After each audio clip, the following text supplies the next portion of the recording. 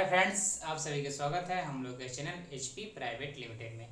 तो आज हम लोग का ये भाग 3 है किस वीडियो का, जो हम लोग का इम्पोर्टेंट ईयर वाला जो वीडियो था, जो हम लोग पूरा ईयर का जितना भी इतिहास में ईयर जो हुआ है, हर एक ईयर में जो इम्पोर्टेंट ईयर है, वर्ष है, जिस वर्ष में इम्पोर्टेंट घटना घटा है, उसका हम लोग का तीसरा वीडियो है। और समझिए कि हम लोग इस वीडियो में बहुत ही इम्पोर्टेंट क्वेश्चन है, इसलिए इस वीडियो को अंत तक देखिएगा लोग। तो चलिए हम लोग इस वीडियो को शुरुआत करते हैं। देखिए, इसके पहले हम लोग देख चुके थे कि महात्मा बुद्ध का जन्म कब हुआ था, महावीर का जन्म कब हुआ था, महावीर की मृत्यु कब हुआ था, आपका आर्यो कब आए थे भारत में, आपका सिंधु जो सभ्यता था उसका काल क्या था, वेद जो था वो कब मैंने आपका बना था, ये सब हम लोग देख चुके थे लोग। अब उसके बाद से हम लोग देखेंगे लोग। तो देखिए, हम लोग पहला क्वेश्चन है, देखिए कि बौद्ध संगति पहला जो ईयर है, इसमें 4 गो ईयर एकदम ध्यान में रखना है। बौद्ध संगति जो है, बौद्ध संगति कितना 4 गो हुआ था। अब इस चारों का ईयर एकदम हमेशा माइंड में रहना चाहिए। जिस तरह हम लोग के मम्मी पापा का नाम याद रहता है हमेशा, उसी तरह एकदम ये 4 गो ईयर हमेशा ध्यान में रखना चाहिए। अब देखिए 4 गो हुआ था, कौन कौन हुआ था। बौद्ध संगति पहली, दूसरी, तीसरी, चौथी। पहली, दूसरी, तीसरी, चौथी।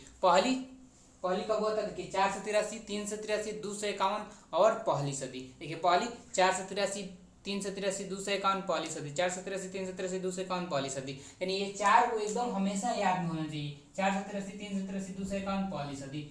यानी बौद्ध संगति जो हुआ था 4 गो हुआ था। कब कब, 483, 383, 251 पहली सदी। ये 4 गो एकदम हमेशा याद रहना चाहिए। जिस तरह हम लोग को मम्मी पापा का नाम याद होता है, उस तरह ये 4 गो याद होना चाहिए। ठीक है, तो याद हो गया। चलिए, और देखिए संगति जो होता है, समझिए कि ये उस समय बौद्ध धर्म के जो प्रचार करने के लिए सब हुआ करता था। देखिए मान लेते हैं कि आपका बौद्ध धर्म की मृत्यु तो हो गया आपका 400 कितना, 483 ईसा पूर्व में हो गया। लेकिन उसके बाद से बहुत सारा बौद्ध संगति हुआ बौद्ध धर्म के प्रचार प्रसार करने के लिए। तो इससे आप लोग समझ सकते हैं, कोई दिक्कत नहीं है। यानी ये 4 एकदम माइंड में छप गया होगा। अब देखिए उसके बाद हम लोग आता है एकदम इम्पोर्टेंट वर्ष आता है शक संवत और विक्रम संवत। ठीक है, देखिए पहले आता है विक्रम संवत, क्योंकि देखिए विक्रम संवत जो है वो 58 ईसा पूर्व, कितना 58 ईसा पूर्व उससे क्या होता है, स्थापना होता है आपका विक्रम संवत का। ठीक है, और उसका स्थापना कौन करता है, कौन करते हैं, तो विक्रम द्वितीय करते हैं उसका स्थापना विक्रम संवत के। अब जहां तक बात है शक संवत के, तो ये आपका 78 एडी में, क्या 78 एडी मतलब क्या, ईस्वी। क्या हम लोग ये 2021 ईस्वी है क्या, ये 2021 ईस्वी, इससे पहले 2020 था, यानी कोरोना काल था 2020। यानी उसी तरह 78 ईस्वी में शक संवत की स्थापना हुआ। क्या हुआ, 78 ईस्वी में शक संवत की स्थापना होता है। ठीक है, अब कौन करते हैं, तो कनिष्क जो राजा थे वो आपका शक संवत की स्थापना करते हैं। अब यहाँ पर एक राज के बाद देखिए, जो शक संवत है, क्या शक संवत है, वही हम लोग का राष्ट्रीय कैलेंडर है। क्या, वही हम लोग का राष्ट्रीय कैलेंडर है, कौन, शक संवत। तो इसको एकदम ध्यान में रखिए, शक संवत जो है हम लोग का राष्ट्रीय कैलेंडर है। और उसका स्थापना कब हुआ, आपका 78 एडी में हुआ। एडी मतलब ईस्वी, और कौन किए, कनिष्क किए। ठीक है, अब देखिए अब जहाँ तक बात है, तो मान लेते हैं कि शक संवत हम लोग का राष्ट्रीय कैलेंडर है, लेकिन हम लोग जो अभिन्न जो है 2021, ये तो हमारा राष्ट्रीय कैलेंडर नहीं है, ये तो अंग्रेजों सन के है, ना। तो मान लीजिए अभिन्न तो 2021 है अंग्रेजों सन के अनुसार। ठीक है, यानी हम लोग के अनुसार अभिन्न का सन कौन है, तो हम लोग के अनुसार अभिन्न का सन 1943 शक संवत है। क्या, 1943 शक संवत है। ये 2021 जो है ये क्या है, 1943 शक संवत। अब पूछा जाए शक संवत में कि हमारा देश कब आजाद हुआ, तो हमारा देश आपका 1869 शक संवत में आजाद हुआ था।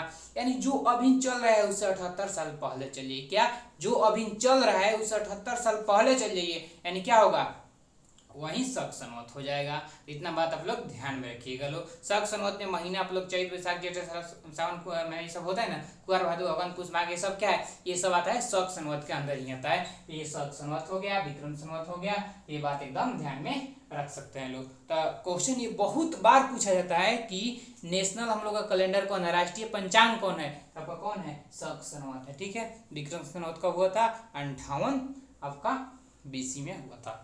ठीक है, ये सब आप लोग ध्यान में रख सकते हैं।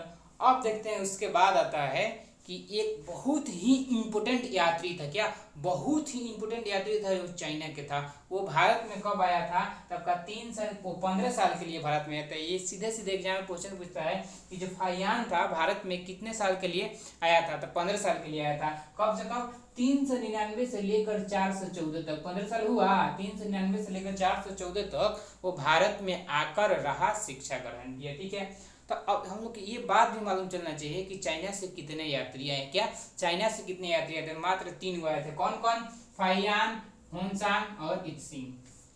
फैयान, होनसांग और इत्सिंग, ये आपका चाइना से यात्री आए था सब। तो ये सब आप लोग ध्यान में रख सकते हैं। यानी ये 15 साल जो था, यानी फैयान 399 से लेकर 414 तक था।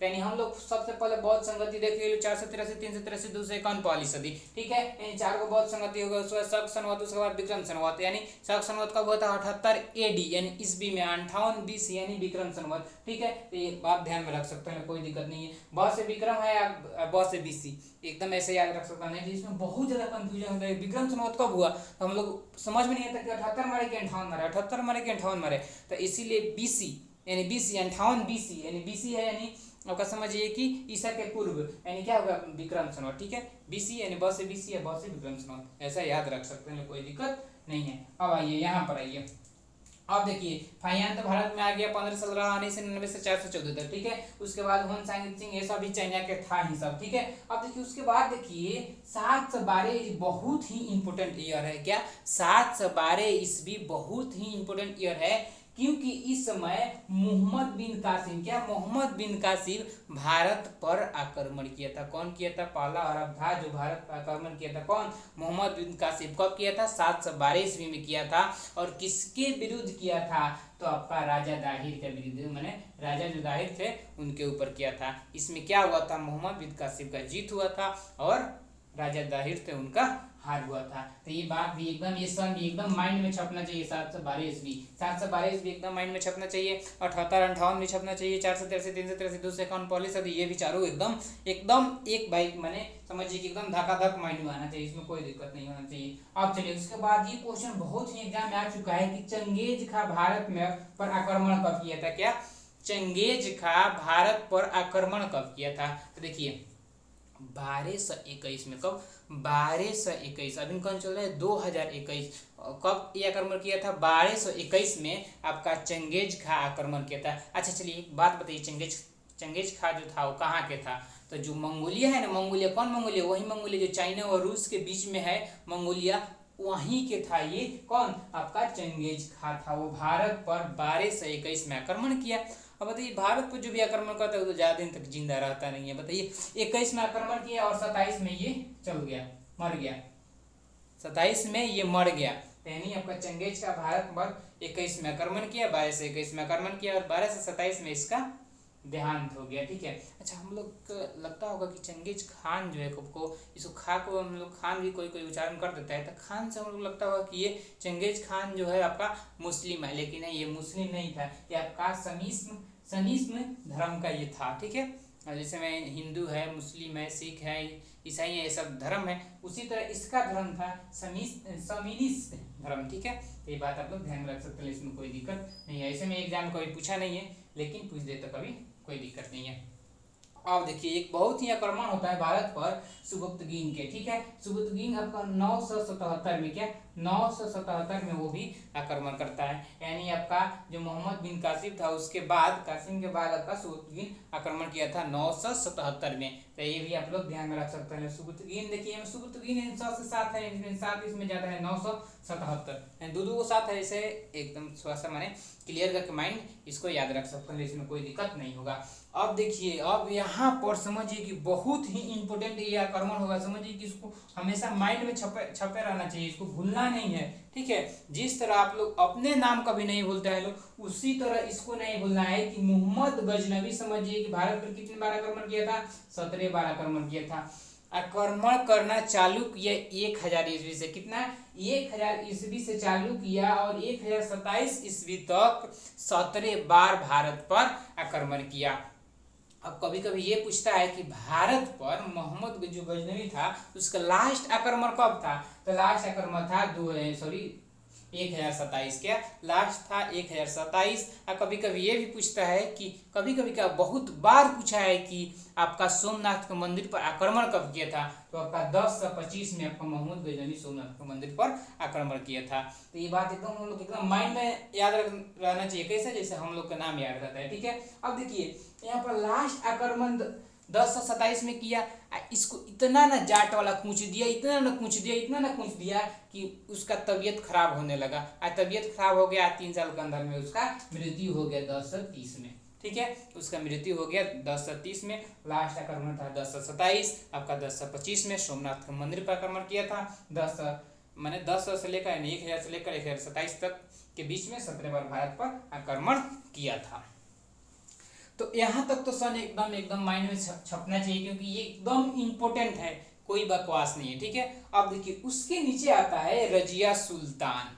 देखिए ये जो थी, समझिए कि भारत के प्रथम शासिका थी। क्या भारत के ऊपर प्रथम शासिका थी, मैंने लेडीज में कौन थी, राजिया सुल्तान थी। ये मात्र 4 साल तक ही शासन कर पाई। क्या मात्र 4 साल तक। देखिए 1236 में ये आपका राजा बनती है, कौन, राजिया सुल्तान जो रानी बनती है 1236 में बनती है। और 1240 में इसी के माने जो अंदर मंत्रिमंडल में, समझिए कि इसी के जो भी था वहां पर, माने इसी के जो मंत्रिमंडल में लोग थे उसी के द्वारा मरवा दिया जाता है। जैसे मान लेते हैं कि नरेंद्र मोदी है। ठीक है, नरेंद्र मोदी के अंदर जो भी मंत्रिमंडल है, नितिन गडकरी, बहुत सारे जो मंत्री लोग हो गए, तो वही लोग मिल के अगर मानते हैं कि नरेंद्र मोदी को मार दे।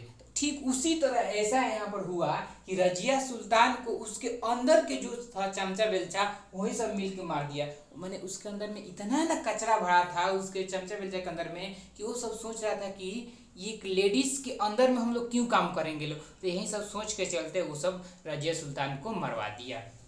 यानी 36 में वो शासक माने वो आपका शासन संभाली, गद्दी पर बैठी, और 1240 में वो गद्दी से उठ गई ऊपर। ठीक है, यानी 1240 में वो मर गई। ठीक है, आप देखिए यहाँ तक तो एकदम बढ़िया से समझ में आया होगा। अब देखिए हम लोग का ये क्वेश्चन जो होता है वीडियो को शुरू में बोलना चाहिए, लेकिन भूल गए, कोई बात नहीं। बता दीजिए कि महावीर के जन्म कब हुआ था।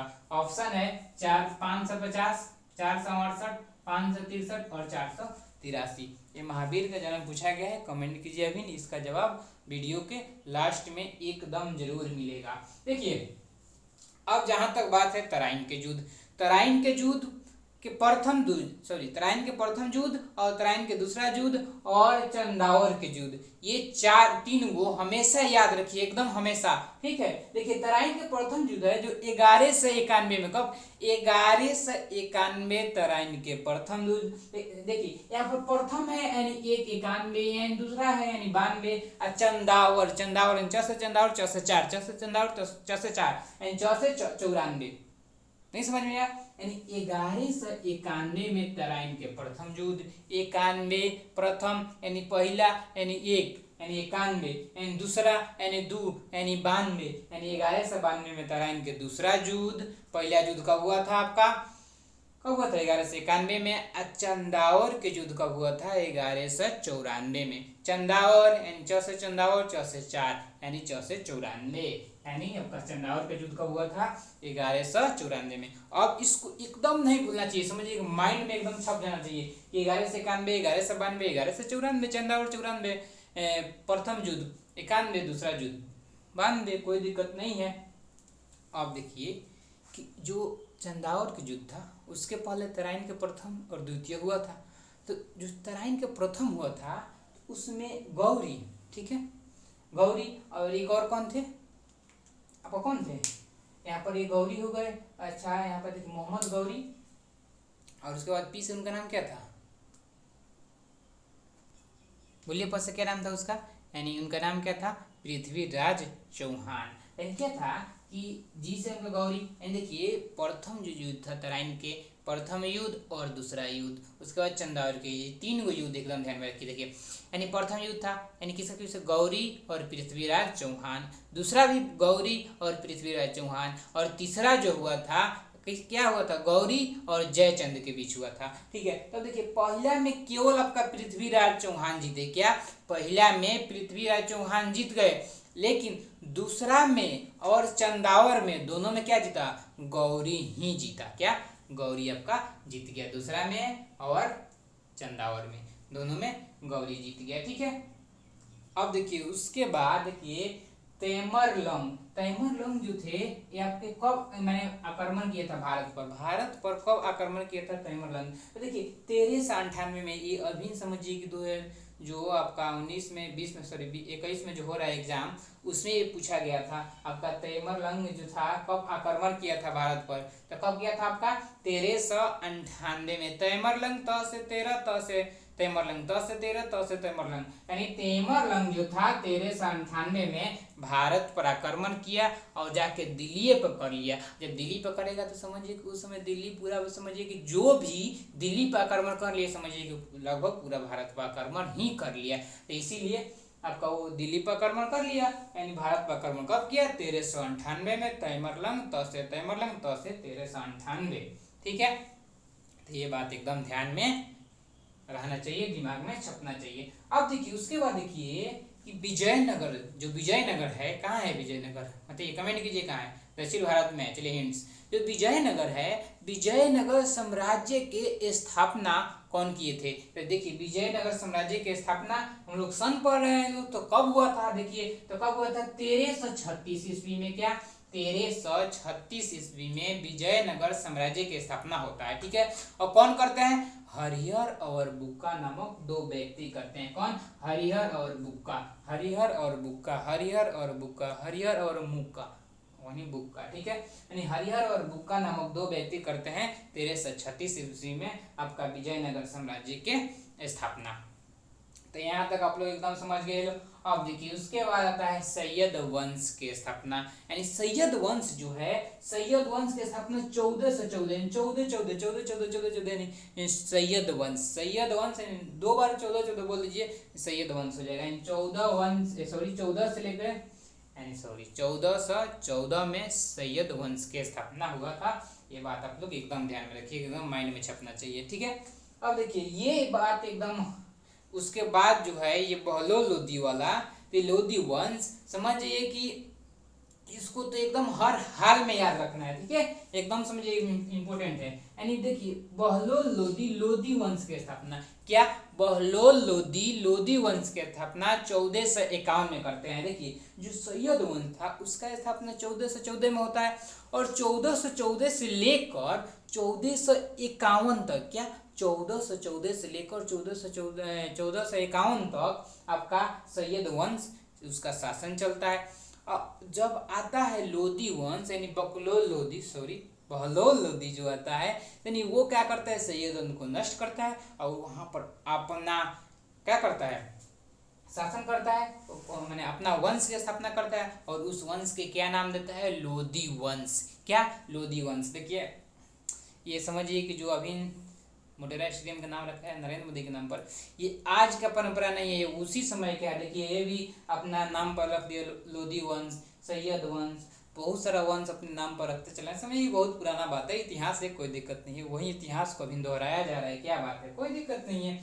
बहलोल लोदी देखिए यहाँ पर, यानी बकलोल लोदी था, बहलोल लोदी, यानी 1451 में स्थापना करता है किसका? लोदी वंश का। ठीक है, अब चलिए उसके बाद एक बहुत ही इंपॉर्टेंट संत महात्मा को हम लोग देख लेते हैं कि जो संत कबीर दास थे, संत कबीर दास का जन्म कब हुआ था? तो देखिए संत कबीर दास का जन्म 1455 में हुआ था। कब? 1455 में संत कबीर दास के जन्म होता है। तो ये बात भी हम लोग को ध्यान में रख सकते हैं। ये कभी तो एग्जाम में नहीं आया लेकिन आ भी सकता है, कोई दिक्कत नहीं है। अब देखिए एक बहुत ही समझिए कि महान राजा, इसको समझिए कि जो मुगल शासक थे, कौन? बाबर के बेटा हुमायूं, उसको इतना ना कचर कचर के पीटा था ये शेरशाह सूरी, इतना ना कचर कचर के पीटे थे कि गंगा नदी में पानी में दौड़ा दौड़ा के मारा था। सोच लें पानी में कैसे दौड़ा दिए। देखिए यानी जो शेरशाह सूरी थे बहुत ही कचरा था, समझिए कि एकदम कचर कचर के पीटा था। किसको? आपका हुमायूं को। यानी देखिए शेरशाह सूरी का जन्म होता है 1472 ईस्वी में। क्या? 1472 ईस्वी में आपका जन्म होता है शेरशाह सूरी का। और संत कबीर का कब जन्म होता है? 1455 ईस्वी में संत कबीर का जन्म होता है। तो उम्मीद करते हैं कि इतना समझ में आया होगा। क्या ये पूरा अच्छा से समझ में आ गया होगा? समझिए कि इसमें जो हम लोग का टॉपिक है, हम लोग कहाँ तक कवरेज कर चुके हैं? 1472 तक। 1472 में आपका जन्म होता है किसका? बोलिए शेरशाह सूरी क्या 1455 में किसका होता है? संत कबीरदास का। तो ये सब आप लोग एकदम ध्यान में रखिए, माइंड में छाप के रखिए। तो ये तो पूरा समझ में आ गया होगा, एकदम समझ में आ गया। ठीक है, अब चलिए, अब हम लोग इसके बाद में अब अगले वीडियो में आएगा, और यह इसको एक बार एकदम रिवाइज कर लीजिए। और रिवाइज करने से पहले इस क्वेश्चन को देख लीजिए कि महावीर का जन्म कब हुआ था? तो 540 ईसा पूर्व में महावीर का जन्म होता है, और 468 में इनका मृत्यु हो जाता है, और 563 ईसा पूर्व में आपका महात्मा बुद्ध का जन्म होता है, और 483 ईसा पूर्व में महात्मा बुद्ध का मृत्यु हो जाता है। ठीक है, उम्मीद करते हैं कि ये सब समझ में आ गया होगा। 1 बजे एकदम 2 मिनट के अंदर में रिवीजन हम लोग करते हैं। ठीक है, अब चलिए एकदम कलम कॉपी रखिए, सब कुछ माइंड एकदम यहीं पर रखिए और रिवीजन कीजिए। देखिए, बोलिए बौद्ध संगति का हुआ था 483, 383, 251 पहली सदी, यानी बौद्ध संगति हो गया। अच्छा, उसके बाद शक संवत, विक्रम संवत, यानी शक संवत कब हुआ था? बोलिए शक संवत आपका कब हुआ था? 78 एडी में। विक्रम संवत का हुआ था 58 बीसी में। ठीक है, तो मैं विक्रम संवत था उनका, विक्रम द्वितीय, वो अपना उसका स्थापना किए थे। और 78 एडी में जो था आपका संवत, उसका कौन थे? कनिष्ठ थे। ठीक है, तो ये बात आप सब ध्यान में रखिए। अच्छा, उसके बाद देखिए, इसके बाद क्या होगा? फैयान कब आया था आपका? 1399 से लेकर 1414 तक। उसके बाद क्या था? एमसी मैंने मोहम्मद बिन कासिम, जो आपका आक्रमण कब किया था? 712 में। उसके बाद देखिए 977 में आपका सुबुतुगीन आक्रमण किया था भारत पर। उसके बाद 1227 में मंगोल चंगेज खा था, उनका मृत्यु हो गया था। उससे 1221 में वो क्या किए थे? वो भारत पर वो आक्रमण किया था चंगेज खा। उसके बाद देखिए यहाँ पर मोहम्मद गजनवी 1000 से लेकर 1027 तक के बीच में आपका 17 बार आक्रमण किया था। 10 से 25 में सोमनाथ के मंदिर पर आक्रमण किया, 10 से 27 में लास्ट आक्रमण किया। इतना थुराया कि 10 से 30 में जाकर उसका मृत्यु हो गया, तबीयत खराब होने लगा, वो मर गया। ठीक है, उसके बाद देखिए राजेश सुल्तान 12 से 26 में आपका शासिका बनती है, और 12 से 40 में उसको टपका दिया जाता है। ठीक है, उसके बाद देखिए आपका तराइन का प्रथम युद्ध, द्वितीय युद्ध, आपका चंदावर का युद्ध, यानी 1191 में तराइन का प्रथम युद्ध। दूसरा आपका 1152 में है, चंदावर का 1194 में।